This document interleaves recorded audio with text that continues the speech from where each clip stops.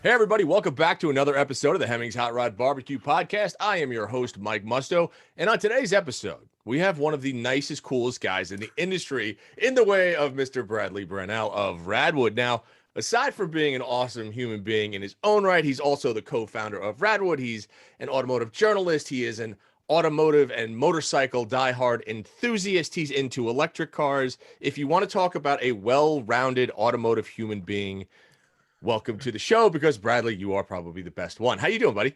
I'm after that intro, I'm doing better than I've ever done, man.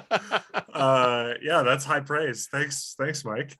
Talk about nicest guy in the industry. That's Mike Musto over here. Holy cow. No, yeah, I'm super glad to be here. Thank you for having me. This is going to be fun. Absolutely. Well, so let's talk a little bit about let's jump right into Radwood, because that's obviously how you and I first met. You started the show, what, 5 years ago, 4 years ago? Yeah, it was, the first time the show came up was 5 years ago. We had our first show about 4.5 years ago. So yeah, June of 2017 was our first show. Okay, so for those that don't know, describe in a nutshell what Radwood is. Oh boy, Radwood is a festival of all things 80s and 90s. We celebrate the era through the cars, motorcycles, trucks, vans, SUVs, everything. But we also encourage people to come out and dress up in period and bring their cool accessories, whether it's, electronics, giant mobile phones, that kind of stuff, or just going over the top. People bring candy and all kinds of stuff that's like very era appropriate. So it's just a celebration of the era, man. I mean, things felt brighter and more ostentatious back then, so we're just trying to celebrate that, having a good time. As somebody who grew up in that era, who went to high school in the 80s and everything else, it was a little more ostentatious, and it was a little more excessive, and it was we're talking about the time when you saw a Ferrari or you saw a Lamborghini, it was an actual event, as opposed to now you see one and you're like, well, that's another Ferrari. Oh, that's another Lamborghini, right? Sure. And Radwood has managed to encapsulate that 80s and 90s culture into kind of a celebration, and it is something that the automotive world just so desperately needed at a time when everything was becoming stale, when everything was becoming out of reach from a monetary perspective for most enthusiasts. You gave a much needed adrenaline shot in the arm to this hobby. Oh, thanks. We try. Honestly, the show started as just something that we wanted to do with us and our friends, and morphed into what it is now. I mean, our recent show in Southern California, we had 600 cars and about 3,000 people, 4,000 people. So it was huge. It was massive. And we knew it would be something, but we didn't think it would ever get this big. Like, this is huge. So we were just recently featured in the New York Times this week. So that was pretty cool. Yeah, man, that's pretty cool. So yeah, it's a great show, and we appreciate. I mean, obviously the enthusiasm for these cars was always there. We didn't create that. We're just giving people an outlet to show their passions off. So it's more credit to the guy who hung on to his Isuzu Impulse for 25 years and never had a place to take it out, because he'd go to a cruise night and then people would be like, what's this doing here? This is just an old car.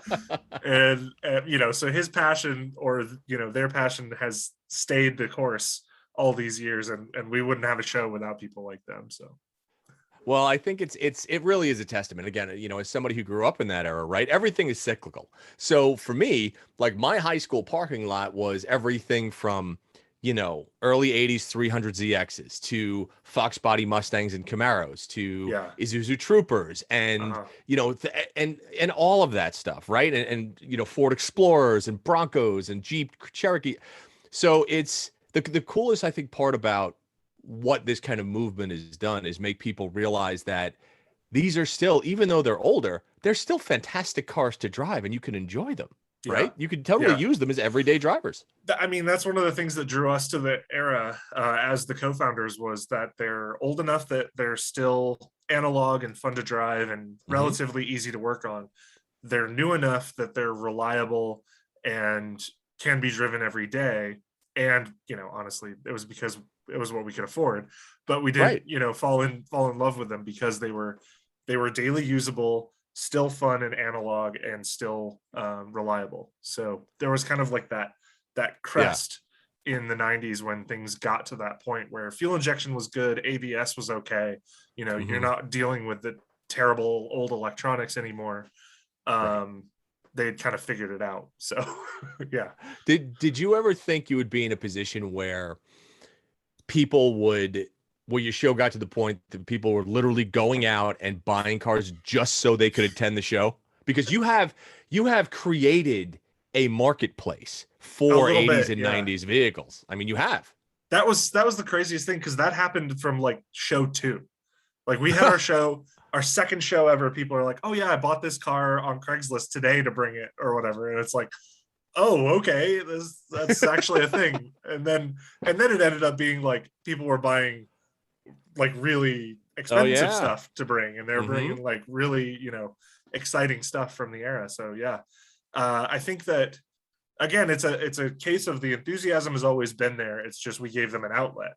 So, maybe a guy with you know, who was looking to buy an old Ferrari 10 years ago, he might have gone and looked at like a used 430 or whatever. Hmm. But now he's like, maybe I should get a 348 because I've always wanted one of those and I could take it to Radwood. It'd be a thing. Right. So Right. yeah, I mean, there's that like um collective enthusiasm, I guess, of bringing something in that other people enjoy to a show, and hopefully you enjoy it too. So.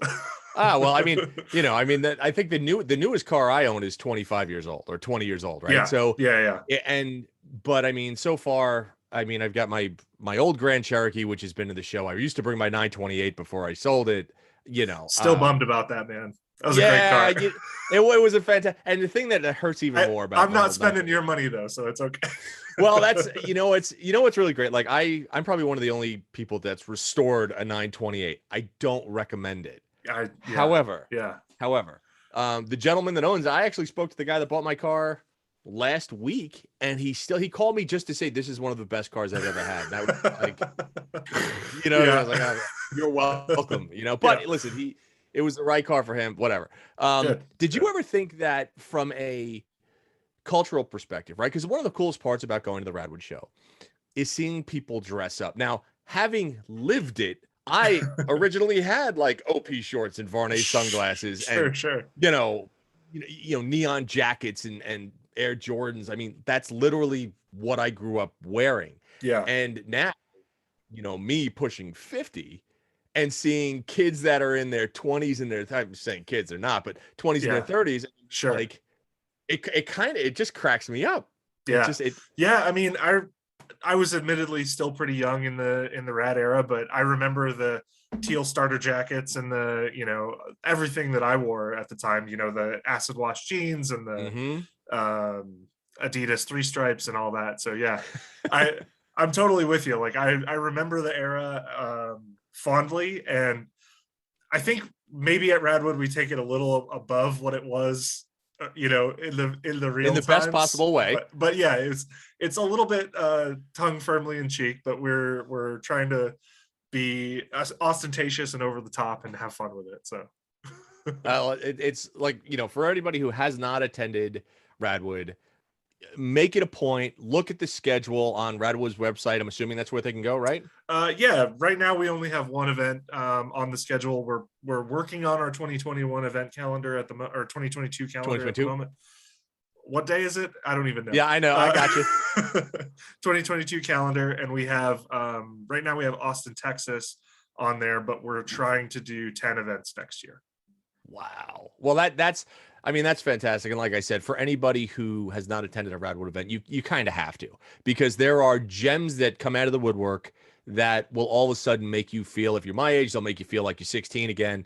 If you're younger than me, they'll make you wish you were 16. So it's Yeah, just a very cool event. But yeah. you are now also branching out into the world of EVs. And you and I have had some conversations about this in the past. So you have an upcoming EV event, is that correct? This Saturday, the December 4th in Los Angeles. It's called Autopia 2099. We wanted something that evoked the future and got people excited about the future of driving and cars. And it's all electrified, anything that's powered by electrons. So that could be hybrid, plug-in hybrid, battery electric, or hydrogen fuel cell. All of that is welcome, whether it's a scooter or a skateboard, all the way on up to Ferrari, LaFerrari hybrid, whatever, supercar. So everything in between, we welcome it. We'll have a bunch of electric motorcycles will be there. A bunch of electric cars will be there. Nissan's the title sponsor, so they're bringing a few new Arias, their brand new electric car, and they're going to have a Formula E car there, race cars. That'll be cool. We have the one of the things I want to talk to you about is two of the cars that are coming are land speed record holders at Bonneville. Okay. So they are electric. Both of them are Tesla powered. The faster of the two. So at Bonneville, they have 3 classes for EVs, and it's by weight. So it has nothing to do with power or anything. It's just by weight. Right. So the heaviest class is held by, I think, Ohio State, the Buckeye Bullet. The mid-tier class 2, there's this company called Revolt in Southern California. I've heard of them. Yeah. They put Tesla motors in a Streamliner from the 50s and ran faster than it had ever run with a gas motor. Unreal. So it went 357 miles an hour at Bonneville with 2 Tesla motors. And then EV West last year built a Lakester in class 1, I think, which is the lightest. And they ran like 252 or something like that. So it's unreal, man. I'll tell you, I mean, there's no arguing that, because you're going to have the naysayers that don't want to convert over to EV and stuff like that. And that's totally fine, but it's not going anywhere. And I think that if you have any common sense in your head, you understand that. You might not like it yet. You might not adapt to it yet, but you're going to eventually, because, well, fact of the matter is the internal combustion engine is on limited time right now. I think the fun thing about it is hot rodders, like the real hot rodders, they don't really care how they get there. They just want to go really freaking fast.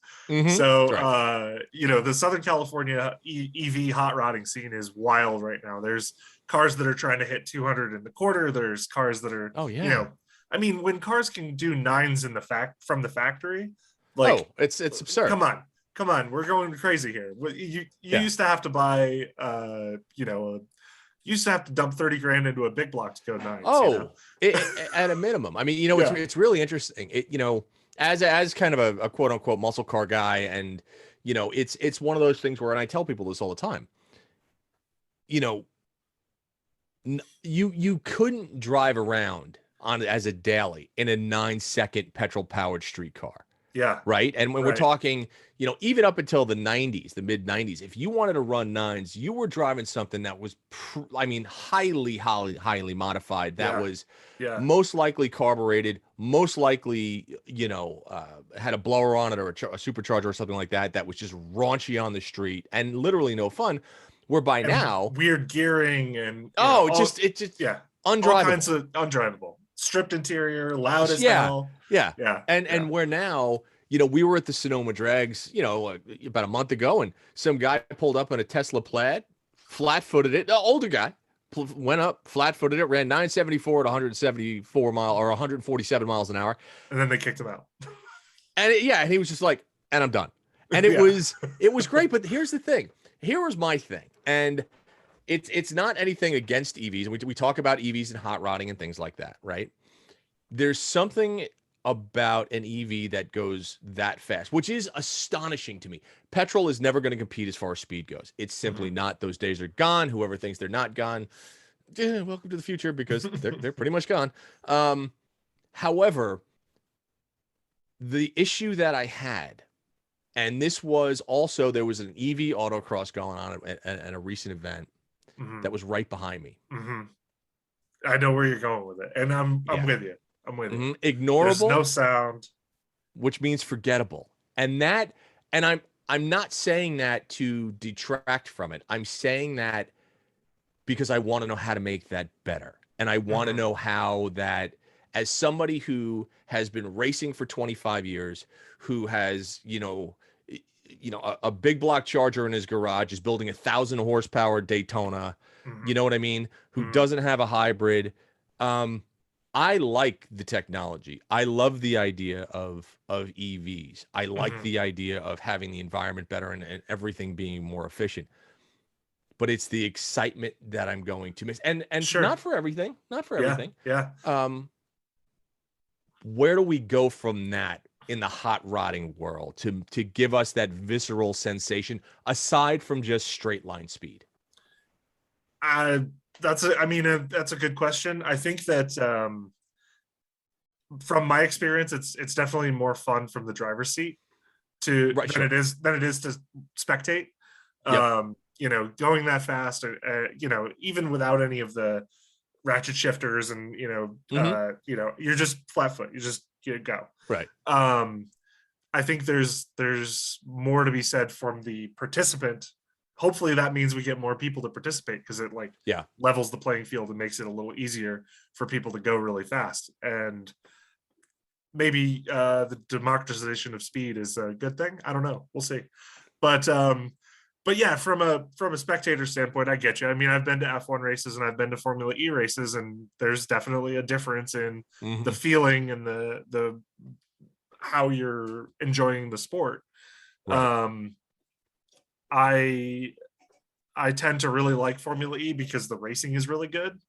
Okay. Whereas Formula One is like one guy's really fast and they go out and run away with Right. it.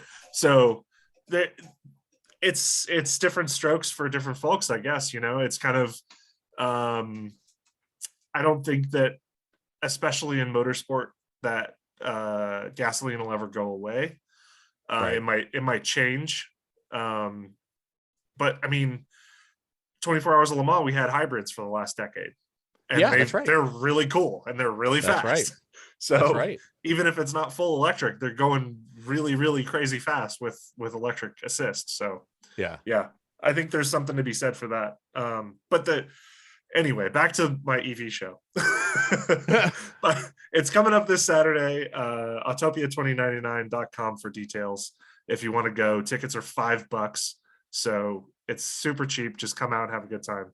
Nissan Well, is bringing a bunch of this stuff. show Yeah. this show is going to air, unfortunately, After, after, but that's okay dang. because All people right. still need to know about it for the simple Yes. fact that Yes. when the next show comes around, they Yeah. can have an idea.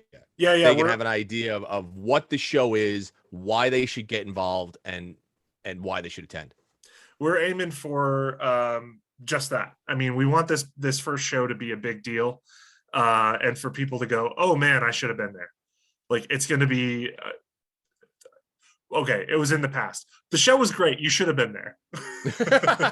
Well, let me ask you this. Are you doing the show in the same vein as Radwood? So for instance, are you having people try to project what the future of vehicular transport is going to be in the way of not only the vehicles they're bringing, but by the technology that they want to see, by the outfits that they wear and things like that? I mean, I remember, and it's very interesting if you watch a bunch of old movies, like it just cracks me up. Like when I watch, I think it was Back to the Future 3, when they Mhm. went into the future, and I don't know Yes. what year Yeah. it was, Yeah. but I was Yeah. like, this is terrible.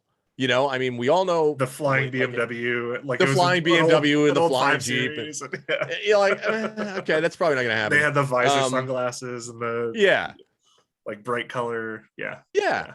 So, but I mean, are you encouraging that? Are you encouraging people to come and dress up like a Radwood, or is it more like a let's see what let's see how this show develops and finds its way? Yeah, I think for the first one, we are encouraging people to because we're kind of looking at it like a World's Fair or like a Hmm. Autorama or something like that. From Sure. Because I think the last era that people were really excited about the future of transportation was like the teens through the 50s. Everybody Sure. was like, oh, there's rocket age. It was, everything in the future is going to be great. We're going to have jetpacks. We're going to have flying Sure. cars. And people were excited about the future of transportation. And right now it feels like everybody's kind of down about it. They're like, oh, everything's getting worse, and Right. nothing's fun anymore and all that. I want to get excited about the future again. I want other people to get excited about the Hmm. future again. And that's kind of the whole point of Autopia, is to bring that enthusiasm for the future back. So the hope is that people will dress up and have fun with it, and have a good time. I know the first Radwood, we didn't have many takers, so it might take a few shows to kind of get into that groove. But yeah, hopefully we'll have people that come out and dress up and have a good time, and it'll be great. I mean, we've Well, got I think it's important. ton of really cool stuff coming. I can't get over how, like, the list of stuff that's but coming. that's great. And I think it's important that you're putting your stake in the ground now. Yeah. I think it's important that you're doing that and recognizing that this is not going away. We want to create a space for those who are into this technology and modes of transportation. And like you said, regardless if it's an electric powered skateboard or a hybrid or a motorcycle, it doesn't matter. Yeah. Just bring it out and showcase what you have, because we want to be welcoming to everything and everybody, whether you have a first gen Prius or whatever, bring it on out, especially the home built stuff. That's the stuff I'm most excited about. Is like, if in 1974 you were like, gas prices are too high, I'm going to put a forklift motor in my Pinto so I can get back and forth to work every day. I want to see that stuff. Like, that's really exciting and really cool. So there's all kinds. I mean, home built EVs, especially in Southern California, have been around for decades. I met a guy who wired up a starter motor to the back wheels of his GTI to give it some assist. So it would. Did it work? Yeah, apparently. It was like a big diesel starter motor, so it had like 6 horsepower or something like that. Right. So like, taking away from stops, it would run up to like 25 miles an hour or something, and then it would just clutch in. But it was like that kind of ingenuity like gets me so excited. Like, seeing people building that weird stuff in their home garages.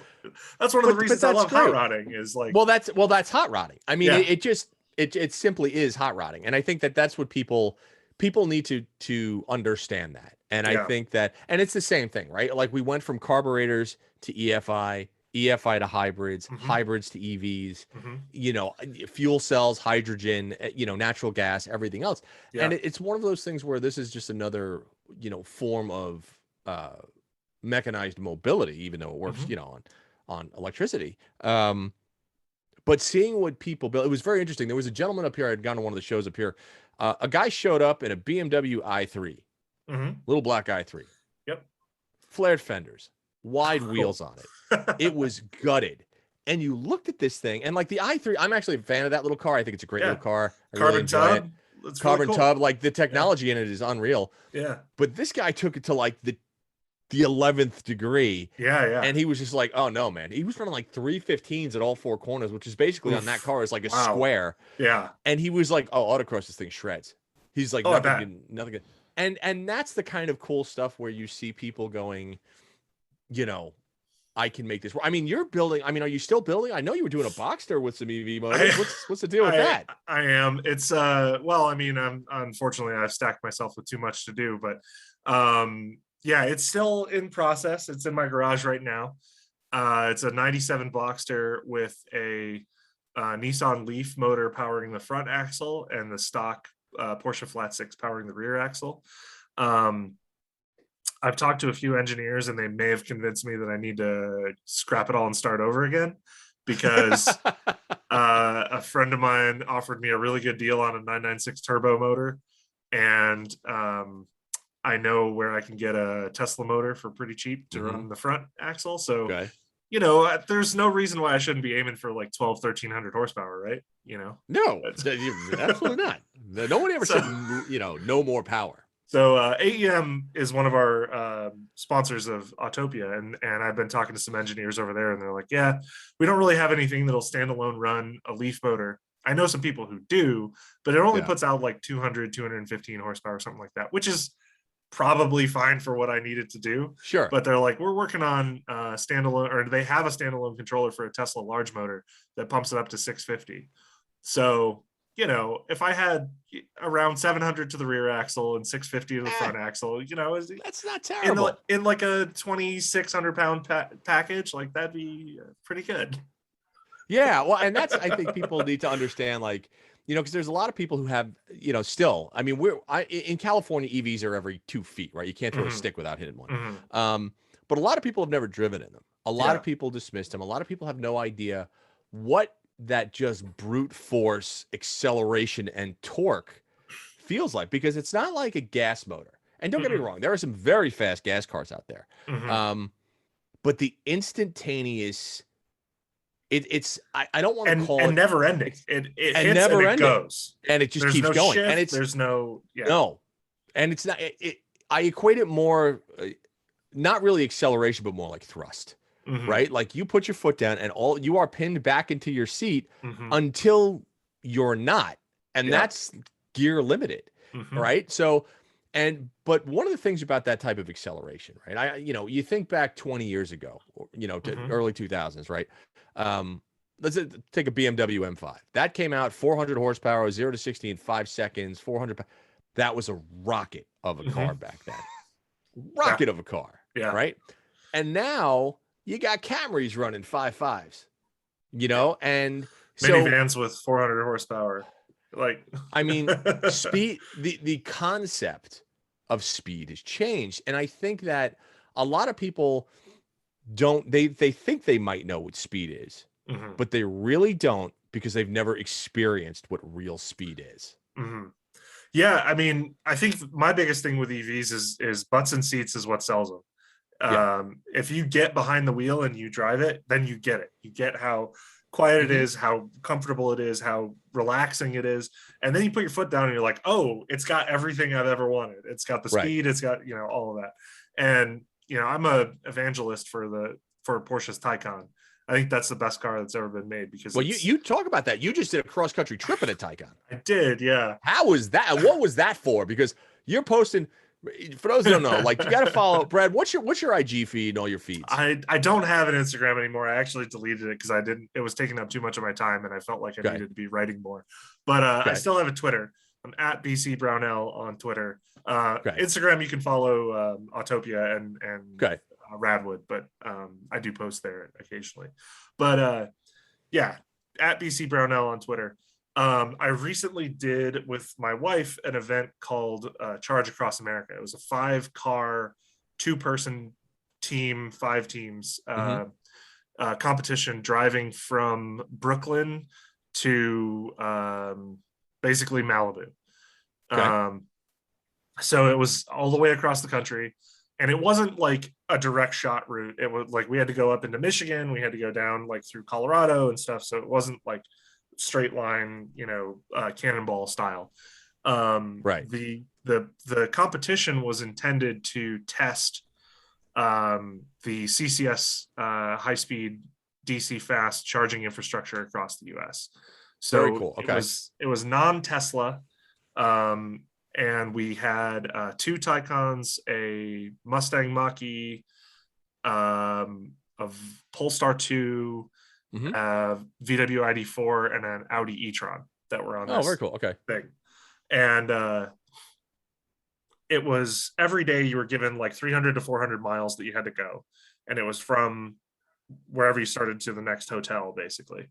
Sure. And you were on the clock, you had to clock in. And you got points for being the first person to arrive or first team to arrive and all that. But you weren't allowed to speed because it's public roads. So Oh, yeah, that's fine.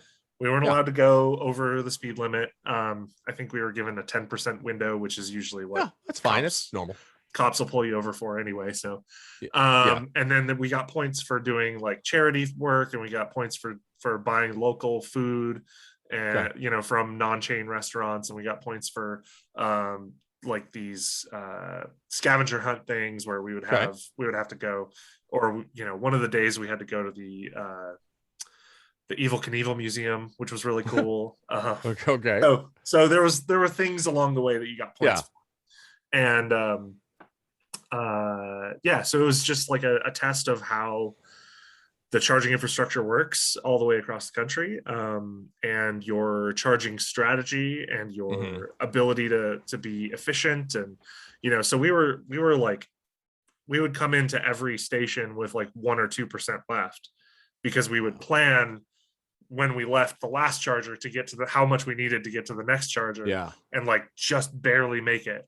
So how was that, right? Because like I said, in Stressful. California, there are EV okay, because there are EV charging stations everywhere, right? Yeah. We know this. Yeah. But yeah. when you and I just did, a 3,500-mile road trip across the country. I mean, back Yeah. in May I did. Yeah. And you're in the East Coast, you're in the West Coast, there are tons of EVs. Mhm. You're in like Idaho, Yeah. not so much. Sure. Right? So how was that? And how you said stressful, so go into a little more detail on that. Sure. So there is a decent set of chargers across the US. We never were really in a place where it was impossible to charge. It was just like Indiana is really bad and Colorado is really bad. In Colorado, the problem was on the routes that we were on, there were chargers, but they were really, really slow. So okay. And there would only be one or two chargers at a place, and they were shared. So if you had two vehicles plugged in, it would split it in half. Oh, okay. So instead of the 150 that it's rated for, you're getting 75 or 60 or 50 or whatever, which is like pretty slow. Yeah. In like Indiana, we actually had to go south through Ohio to hit a charger further south so that we could make it to our destination, whereas there was a more direct route that just didn't have any chargers. So there was a little bit of that, but it was mostly stressful because it was a competition. We were trying to win. Right. Sure. So there was a lot of like getting to the charger. Like we had to get to the charger first so that we could plug in before somebody else, because with a Taycan, it charges faster than anybody else. Okay. But you have to be on the right charger for it. So it's got to be a 350 kilowatt charger instead of a 150 kilowatt charger to take advantage of the 270 kilowatts that a Taycan can theoretically take on. So if one of the slower charging cars got there before us, they would plug into the 350 to prevent us from using it. Right, of course. So it was like strategy and like, and so like we had to bounce ideas of like, well, if we don't stop to get our food, we won't get points for that, but we'll get to the charger before everybody else so we can charge quicker, so we can get out of there faster. So maybe we'll have time to stop and get food later. So it was all kind of like very, very calculated and time sensitive and all of that. So when it comes to the infrastructure itself, though, right? Yes. Like driving from, East Coast to West Coast. Yes. So, theoretically it's there. Okay. We did run into an issue in, I believe it was Kansas. It was Kansas, where the charger had a fault and it bricked the car for 3 hours. Oh, wow. Okay. Just shut it down. Just shut it down. Yeah. There was a fault in the charger where it was like trying to over deliver power or something.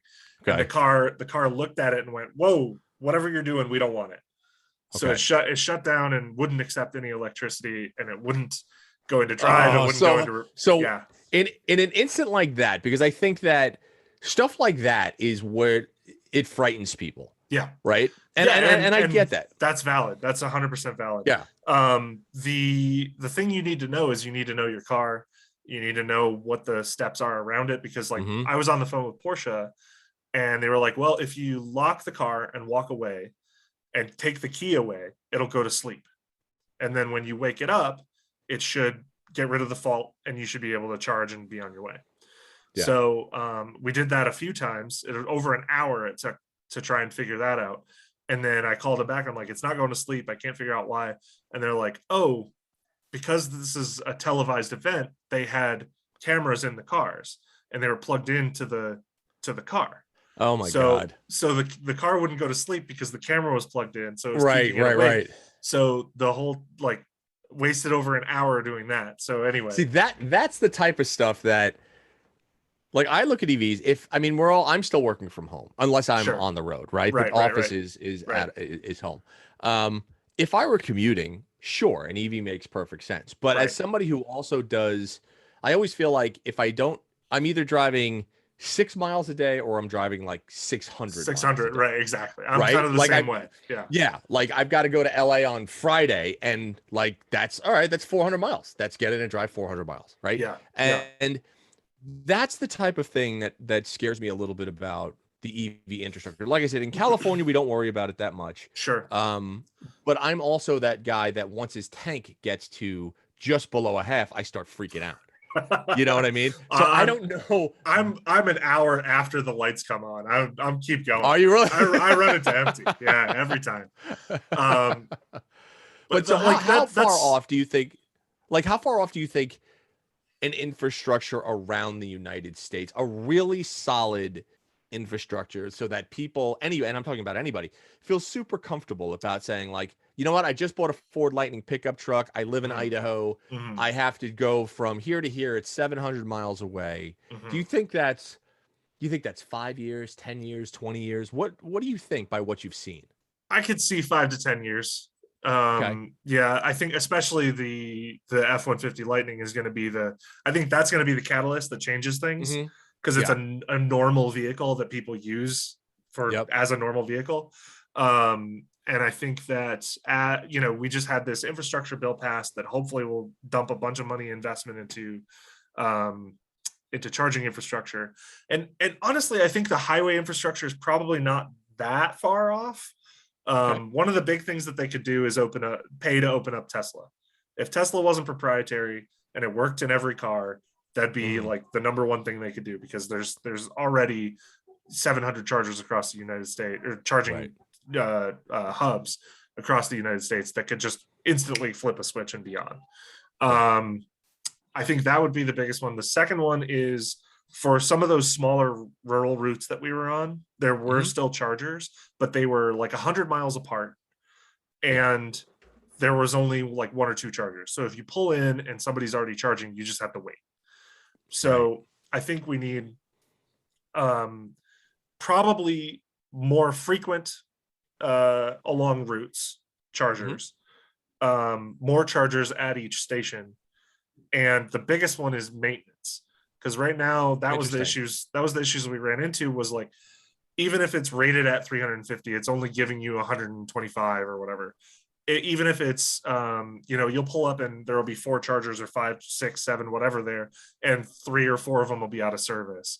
See, that's interesting, because when you think EVs, I don't think maintenance. I think you, just like you have an outlet in your house, you plug yourself in, and you're ready to go. It's a charger. It doesn't need maintenance because it's electric. That's not the case, though. Yeah, it's not the case. Unfortunately, I think part of the issue was Electrify America is the big cross-country network that you would use for like a Taycan or whatever.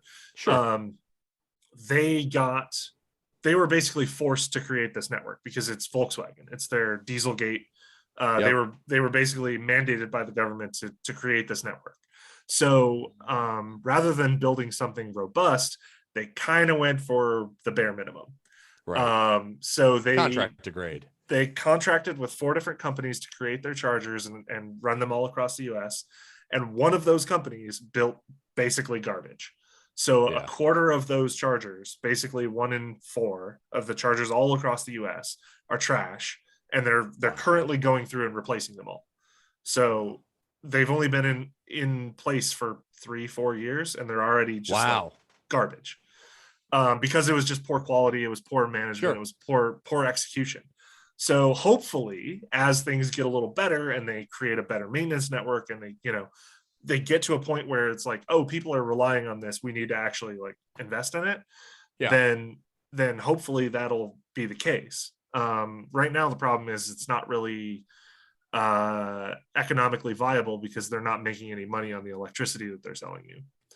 So either the price has to go up, at which point nobody will use it, or I don't know what the solution is there. That's people above my pay grade. But I would say right now we're at like 4% nationwide adoption rate in new car sales for electric vehicles. 4% isn't a lot, and we're already having issues. So if we get to if we get to the 30%, 50%, 70% rate, and we're still having these issues, that's when it's going to become a problem. So do you think that's driving the when you go to the used car, I mean, used cars right now, they're up by 30% on a used car, which is just Huge. insane, right? Yeah. Yeah. So, I mean, do you think that has something to do with it? Because I know when I look at the cars that I own personally, right? Hmm. Um, are they old? Sure, they're old. But at 20 years old or 30 years old, you know what? I could still fix everything on Hmm. them myself. Hmm. And there is literally, unless they completely stop manufacturing parts, I could still keep them on the road for another 20 years and they'll be fine. Yeah. Even if they stop manufacturing parts, that's where 3D printing and all that kind of stuff, Exactly. like Right. you're good. It'll still make sense. The only problems is going to be like sensors and Right. plug wires, and not Stuff like that. not spark plug wires, but you know what I mean. Right. Like wire Yeah. plugs that like put stuff Hmm. in. I mean, yeah, to that point, like my daily driver, like you, I don't really go anywhere every day, but if I have to run Right. around town, I have a 2011 Nissan Leaf that I bought for $2,000. Like Perfect. cheap Perfect. electric. It only goes like 50 miles on a charge, but Reno's only 20 miles across, so I can get across Right. across town and get back, and I've still got plenty. And I plug it in, and it's full every morning and whatever. Right. But if I'm leaving town, like you said, it's 6 miles or 600. So I've got a 6-liter diesel E350 ambulance that I Right. drive to Radwood shows or to whatever. Sure. And then I've got my 912E that I take on vintage car rallies and Sure. stuff like that. I've got a Yeah. 944 and an old Audi, and like I've got You got a other. bunch of cool stuff. Yeah. Yeah. Yeah, they're all like in various states of disrepair right now, but that's the downside of being gone basically every weekend for an entire year. So Right. Right. I Right. never get a Right. chance to work on anything. I put some new American racing wheels on the van this weekend, and it was like, oh man, I haven't wrenched on anything in like 6 months. So Well, I mean, that's kind of the other thing. It's very funny. Like as soon as we're done with this, it's funny. I have an old WJ Grand Cherokee, Mhm. and the other day, like I literally went out and all of a sudden the window was just about halfway down, and I was like, "That's odd." And so I hit the switch, and all of a sudden it just careened down into dropped in the track, and I dropped was into like, the "Son door. of a bitch!" Just dropped in. I was like, "Son of a bitch!" And the regulator went out. Yeah. So I was just like, oh man. So not that big of a deal. Like, all right, fine. I bought a new regulator. I got to pull the door panel off, put the new Yeah. regulator in today. And it's fine. Not maybe an hour's worth of work. Not that Sure. big of a Right. deal, Right. right? Um, but that's the one thing about used cars. And I always think about EVs, and I think about, are people, do you think, going to be able to do that? Or do you think there'll be a point where people will be able to own an EV and wrench on them themselves? Or do you think that it's like the Right to Repair Act, right? I mean, Mhm. do we think that people will be allowed to fix cars, or do you think manufacturers are really going to try to prevent people from doing that? I think it's probably going to end up a lot like fuel injection was for probably what 20 years after fuel injection Yeah. came out. Homebrew mechanics kind of still stayed away from it. They Hmm. didn't really That's get right. it. They couldn't really crack the codes. It took computers, and people are like, I'd rather just work on a quadrojet or whatever. Right. So I think there's going to come a point where the normal home mechanics will get to that point. I think that it's never going to Yeah. go away, and it is right now getting to that point. Like I know, like I said, a friend of mine, he has a leaf powered DeLorean that he built, Yeah. Sure. and he tuned the leaf motor up to like 275 horsepower or something like Hmm. that, which is pretty impressive considering they come with Yeah. like 150 stock. Right. um, and that was just like he created a little board and like did some programming and stuff. It's above my pay grade, I don't know. Yeah. But he's pumped the power out and all that, and he's got a Leaf that he did the same thing to, same Yeah. upgrades. So he's got a little Leaf that'll run, not nines, but it'll run probably Right. It's 12s fast. in the Yeah. quarter, and stock it was doing 16s, 18s, whatever. Right. So I think that it's getting there. Right Okay. now, it's still a little nerdy, and you've got to kind of create a lot of it yourself. There's not an aftermarket to really support a lot of it yet. Not yet. It'll But come. but it's getting there. I mean, like I Yeah. said, AEM is one of our big sponsors. at Autopia, and they have a Tesla swapped Mustang, Hmm. um, like I saw that. like an '06, Yeah, yeah, I've seen it. Yep. and that thing's running tens constantly, and that runs their own like proprietary standalone motor controller. Prior to that, people were just spoofing the motors to think they were still in Teslas. So like, Right. so like they were just like, I don't know how, but they were doing some kind of thing with like the Right. programming. Right. It's Right. like, just tell the computer to tell the motor that it's still in a P90D A or whatever. Tesla. Yeah. Right. Right. And now they have like standalone motor controllers that you can actually control, like throttle rollout and all of that. So it's getting there. We're Yeah. getting to the point where we can control motors, we can control all that stuff. I think for maintenance, it's still pretty easy because regenerative braking means you never really have to replace brake pads. Like Hmm. 100,000 miles on a set of brake pads. That's Right. like unheard of. There's no fluids to change. There's no, I mean, there is, but Sure. minimal gearbox Small. fluids. Right. And that's basically it. So like you can buy a brand new EV, you do suspension work, you do wheels and tires, and it's kind of Hey, like just drive it. good Yeah. to go. As an enthusiast car.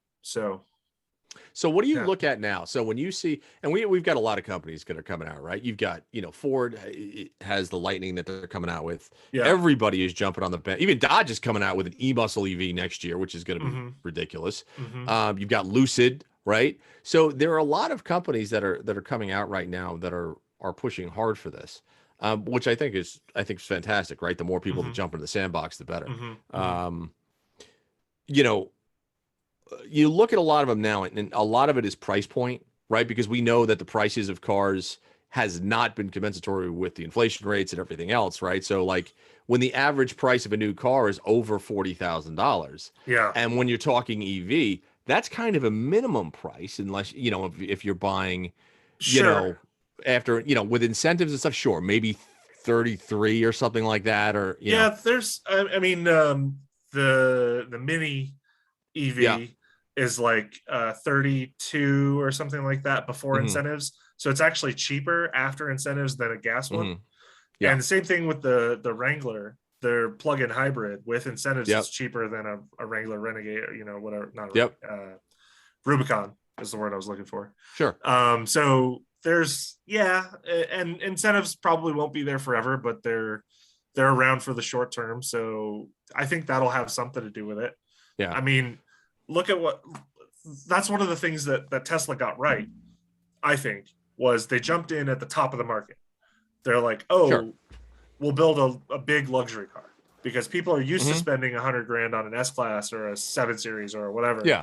So they'll spend 100 grand on one of these and it'll be electric and it'll give them all that. Yeah. So they figured out that you can approach a customer that's already used to spending that kind of money, which is why I think Harley was probably on the mark with $30,000 bike, but now they've tuned it down to 21. But well, that was I mean, when Harley came out with that, and I give him credit, all right, yeah. but you've got a lot of saddle time. It's a really on good that bike. thing. It's a really good And bike. everybody has said that it's a really good bike, but everyone I know who's ridden one has said that's a great bike. Absolutely. Like, but 30 grand. 30 grand's a lot of money. But 30 grand's a lot of money. Harley customers, people walking into a Harley dealer, are already used to spending 30 grand on a bike. That's true. That's very true. I've ridden Road King CVOs that are 39, which is I'm not spending that, but people are. Right. Right. So, but yeah, I think they're getting better at 21. It's a good proposition, and with the incentives that are coming out, you can get one for 14. And what's the range on that? What's the real honest to goodness, like riding it like a motorcycle range? I mean, it depends on the speeds you're going. If you're running highway 75 miles an hour. Okay, yeah, poor. Real bad. Like maybe an hour, 70 75 miles. If you're going, like, my local route that I like to do is up a mountain, down a mountain, up another mountain, down another mountain. And that's 100 miles round trip, and it'll easily do that. Because you're regenning going downhill, you're regenning going into corners, so there is a little bit of that. So yeah, I mean, allegedly in the city, if you're under 45 miles an hour, it'll do like 150, 170 miles. Right. But I think 100 on a like canyon carving day is realistic. Yeah. Well, Um, I'll tell you, it's going to be really interesting because I think we're at a precipice as far as the evolutionary stage of the automobile and of mhm, EVs and of a charging network and of everything else, right? So, mhm, mhm. I look at everything and I say, okay, well, I'm going to be dead by the time this stuff is really here, right? Probably not. I I I don't think I so. I mean, I look at it and I'm going, okay, we got 20 years, right? Well, you're not Before going to you be dead in have 20 years. I'm not going to be dead, but before the infrastructure really kind of gets to where I think it was interesting. This was like 2 years ago or 3 years ago. We were at a conference for the Western Automotive Journalists, and Yeah. I had sat down with a guy, and one of the guys was talking about Tesla. They were talking about autonomy, and he goes, Uh-huh. "In 2 years, we're going to have full autonomy." And I looked at Yeah, him and I go, right. "I will bet you," and this was in front of a group of people. I said, "I will bet you $10,000 cash you are completely incorrect." Yeah. And I said, I have witnesses around here. I was like, 10 grand, dude, your Yeah. call. I And want in on that I bet. and everybody just kind of looked at me and they're like, Musto, you're kind of getting aggressive here. I was like, no. I know when you've been doing this a long time. Yeah. You know what manufacturers are capable of. Hmm. You know what's bullshit and what's not bullshit. Hmm. You understand and know how to read the room, Yep. right? I mean, I saw how slow the rollout uh of adaptive cruise control was. I It- mean, that took 12, 15 years to go right? from S So, class to Honda right. Civic. Like, no, not No. happening. Right. No. So I think it's a very cool time to be in the automotive world. I think that you know, we're at a great evolutionary period. I think over the next 15, 20 years, things are going to change drastically. And I think the traditional hot rodders will always stay that way. But I also think that there's going to be a time where they look at an EV and they go, you know what? I could do this. I could Hmm. buy one of these. It makes total sense because there is something wonderful about just cruising along in solitude. Um, and I mean, And it's even more nice. than that, I'll say like one of the reasons I love the Taycan. I was kind of skeptical. I've always been a Porsche guy, but I was kind of Yeah. skeptical until I drove one. And Porsche was like, "Hey, this launch event is going to be on Angeles Crest," and I was like, Hmm. "Oh, okay." So they're real confident that this is going to Hmm. be a good to drive, and it was really good. It was like one of the best But driving that's Porsche. experiences. Right, Like there exactly. is Porsche But doesn't, like I tell everybody, like Porsche doesn't make bad stuff. no, and I think the point there is like people can figure it out. They can make Hmm. enthusiast EV cars. They can make stuff that's fun and interesting and quick and good to drive and more than just a straight line car and all that. Hmm. So I think as we get better, as the technology continues to improve. I mean, the thing that I had to say about it, my word on EVs is I drive a 2011 Leaf. It's a decade old. I've seen how far they can come in 10 years. Right. It's not a particularly good car. It's like Right. pretty cheaply built. The batteries don't really hold up. The infotainment's terrible. The seats are not great. It's not a Right. good car. Right. But look at what a Leaf is now. Look at what a Taycan is. Look at what Hmm. Tesla's doing. I mean, the EQS, Mercedes EQS is like Hmm. one of the most luxurious cars ever to be Hmm. built. And they're doing that thing. They're launching a car soon that's going to have like 650 miles of range. Hmm. Mercedes is, and it's like no compromises, like as aerodynamic as you can get, like Yeah. very extreme. So the amount of technology that's gone from my 45-mile range car to a 650-mile range car is like Yeah. that's 10 years. It's 10 We years. can do anything in 30 years if that's what we can get in 10 years. I mean, EVs didn't exist 15 years ago. I mean, they did, but like not mainstream Right. ones, not one you could go to a Right. dealership and just buy. Sure. So yeah, I think there's that's one of the reasons I'm so optimistic about the future is like we're just now figuring it out. It feels like the 50s all over again. It feels a little bit like the 80s all over again because we're at the beginning of that EFI wave, So like the 80s, it was EFI. Now it's EV. So Well, I'll tell you, dude, it's I think we're coming up on an hour right now, which absolutely flew by. yeah, right. Just about an hour. Yeah, We'll clip it on that note because I think you're absolutely right. I think that we're at an amazing period in transportation history right now. I hmm think the next, like you said, I think you put it perfectly. Look at what happened in the last 10 years, yeah, right? So yeah, what is the next 10 to 15 years going to bring? And I think it's going to be really incredible. yeah. So all right, let me ask you this. Give everybody an idea of where they could find you again. Just throw your Oh boy, addresses out there if they want to contact. We'll go from the beginning. sure. Radwood, where do they go? Radwood Official on Instagram and Twitter and Facebook. Okay. Autopia 2099 on Instagram, Twitter, and Facebook. And I'm at BC Brownell on Twitter. You can see my written work at Jalopnik. Flat6s.com is all my Porsche stuff. And occasionally I freelance elsewhere like Auto Week and Grassroots Motorsports and other stuff like that. So Awesome. I'm kind of everywhere. Okay. And that's very true. So, dude, listen, Brad, thank you so much for coming on the show. This has been great. We'll do this again very, very soon. Oh, sorry. One more yes. thing. Yeah. The Charge Across America is going to be airing. Will this be out before December 21st? Oh, yeah. This is coming out. Yeah, absolutely. Okay. Next week, this is coming out. Okay. So plug it, whatever you got to say. December 21st, Charge Across America on NBC Sports television. So it was done by our good friends at Tangent Vector. So it should be really beautiful. And I'm sure they'll make me look like a jerk. So you'll be fine as you always are. All right, brother. Brad, thank you so much for coming on, and I'll talk to you very soon. Yeah, thanks, man. Thanks for listening, folks. And again, please subscribe to the Hot Rod BBQ podcast. If you're on Spotify, check us out there. Subscribe to it on iTunes. And if you are going to go to YouTube, make sure you go to the Hot Rod BBQ podcast and hit that subscribe button, and we'll come to you every week.